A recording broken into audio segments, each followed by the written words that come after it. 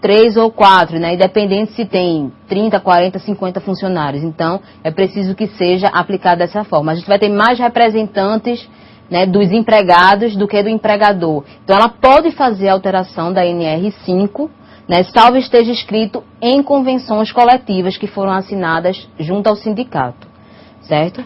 Então, caso a empresa ela não se enquadre no quadro 1, será designado um representante para realizar as atividades pertinentes à CIPA. Então, é como eu falei para vocês, se a empresa ela tem menos, né, do que 20 funcionários, então ela deve indicar alguém para que faça essa parte, né, de prevenção de acidentes, né, que faça a representação da CIPA.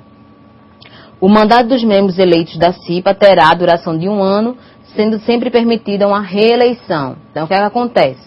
O cipeiro, né, que foi eleito, tá?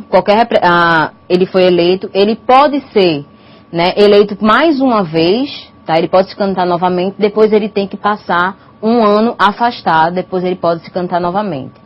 Então, existem, né, funcionários, trabalhadores, o que é que eles fazem? Se candidatam à CIPA porque iam perder o emprego, passam 1 ano lá trabalhando, tem 1 ano de estabilidade, então quando depois eles se candidatam novamente, tem mais 1 ano de estabilidade, e assim eles acabam ficando, né, sempre na CIPA e vão ficando na empresa, então postergando sempre, né, essa demissão que porventura poderia acontecer.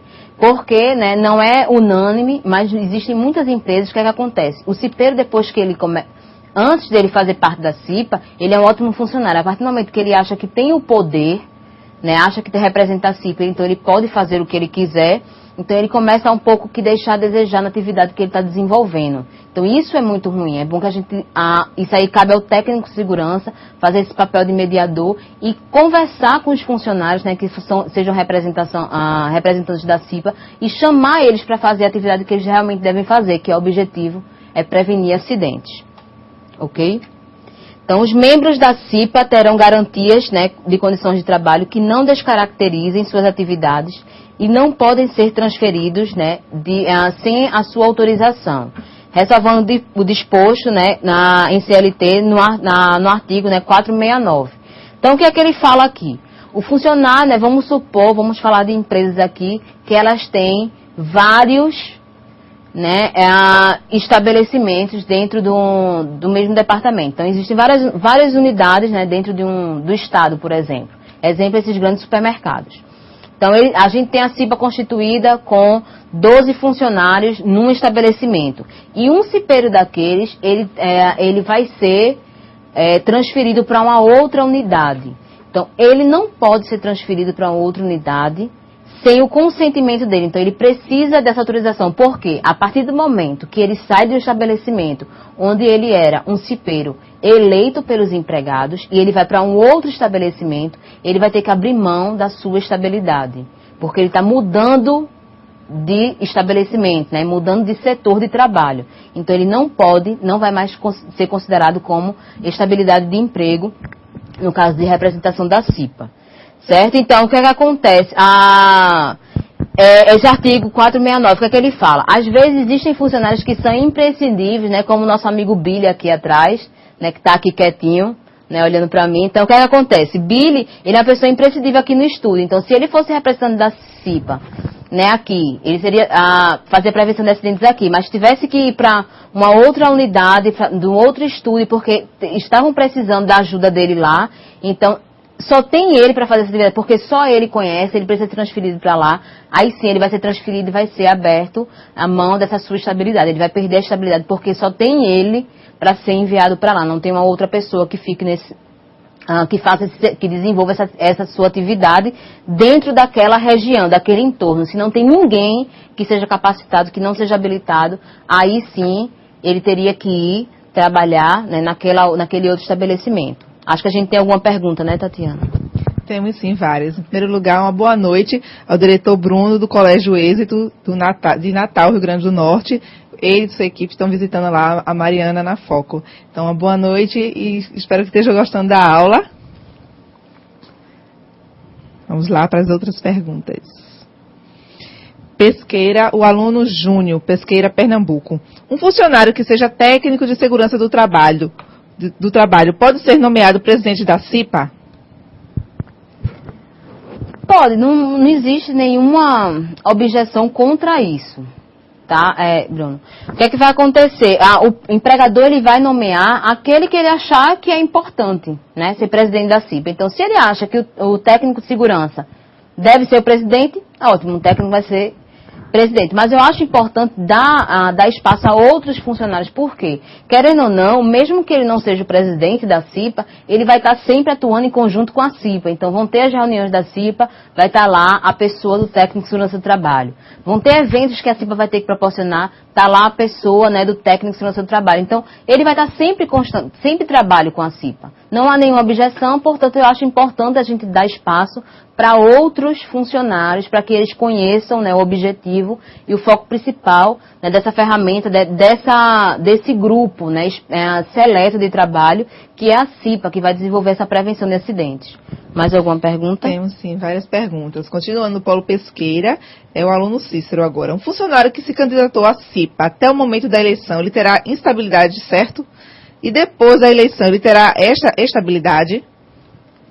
Cécio, o que acontece? Quando ele se elege, né, quando ele se inscreve para a eleição da CIPA, ele vai concorrer às eleições da CIPA. Então, ele vai ter estabilidade por todo aquele período, a partir do momento que ele se inscreveu até o dia da eleição. Ele não foi eleito, então ele vai perder a estabilidade dele. A partir do momento que ele é eleito, o que é que acontece? Ele vai ter aquela estabilidade de 1 ano de mandato, mais 1 ano, né, que ele vai ter pós-mandato de estabilidade de emprego. Tá? Então, no ano seguinte, se ele se candidatar, que ele tem direito a mais uma reeleição, né? Então ele se candidatou no ano de 2010 e vai se candidatar novamente no ano de 2011. Então, ele vai ter 2 mandatos aí, né? Então, ele vai ter esses 2 mandatos de estabilidade, mais 1 ano, né? Então, não vão somar, porque ele participou da gestão de 2010 e da gestão de 2011, não quer dizer que ele vai ter 2 anos somados aí de estabilidade depois que ele acabar esse período dele de gestão. Então, ele vai ter os 2 anos de gestão, mais 1 ano de estabilidade. Então, depois ele não pode mais se reeleger, porque ele já foi 2 vezes, né, eleitos, né, para o mandato da CIPA. Então, ele vai ter que passar 1 ano afastado, que é esse 1 ano de estabilidade, e depois ele pode se candidatar novamente. Certo? Mais alguma pergunta? Tem aqui do Polo João Pessoa, o aluno Everaldo. Se um candidato de experiência, o candidato for eleito, ele tem instabilidade? Eu acredito que já respondeu a pergunta. Candidato em experiência, né? Na verdade, Tatiana respondeu mais ou menos a pergunta, né? Porque o que acontece? Quando o candidato ele está em período de experiência, que são aqueles períodos de 3 meses, se ele se candidatar, né, e ele ganhar a eleição, ele pode ser demitido sim, depois que acabar o período dele de experiência. Porque ele está em experiência e ela anula, tá? O período de experiência dele anula essa estabilidade de emprego. Então, se ele está, né, dentro daqueles 3 meses de experiência e ele entra para a CIPA, se ele não desenvolver um bom trabalho nesse período, né, ao fim do término desse período de experiência, ele pode sim ser demitido. Então, não vai haver estabilidade para ele. Então, geralmente, o que é que as empresas fazem? Elas não colocam, né, não deixam as pessoas que estão nessa parte de experiência se candidatarem à CIPA, porque ele não vai ter estabilidade de qualquer forma. Certo? Agora, do Polo Garanhuns, aqui em Pernambuco, um membro ou presidente da CIPA recebe remuneração extra? Não, remuneração não. Ele apenas vai ter essa nova atividade dele que ele vai desenvolver, né, de prevenção de acidentes, mas remuneração extra não. A única coisa adicional que ele vai ter é a estabilidade dele de emprego, né, onde ele vai poder, quando ele vê problemas de paralisar máquinas, né, como já fizeram a pergunta, ele vai paralisar máquinas. Se o empregador não aceitar, né, essa paralisação dele, ele vai fazer um documento formal e vai lá se acobertar. Mas aí ele tem esse poder, né, de fazer realmente a prevenção, atuar junto ao técnico de segurança. Né? Ele vai ser tipo um estagiário do técnico de segurança. Ele não vai conhecer a parte de legislação a fundo, mas ele vai conhecer os perigos e riscos que tem dentro da empresa. Então ele vai poder atuar dessa forma. Certo? Agora do Polo Carpina, Pernambuco, aluno Márcio. Quando ocorre de um membro titular perder o mandato e a empresa pode demitir um cipeiro? Não, a gente já falou aqui. A empresa ela pode demitir o cipeiro desde que seja demissão por justa causa.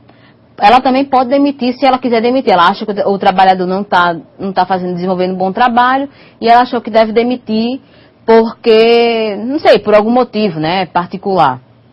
Ela paga, né, o período dele de estabilidade mais 1 ano. Então ela vai ter que pagar essa multa aí, ela vai poder demitir o funcionário, mas ela vai ter que pagar esse período dele. Um eleito, ele perde o mandato dele, a gente vai falar um pouquinho mais lá na frente, quando ele perde esse mandato dele, o que acontece? O suplente dele vai assumir no lugar como eleito, certo? Então vamos dar continuidade aqui, depois a gente responde outras perguntas, tá?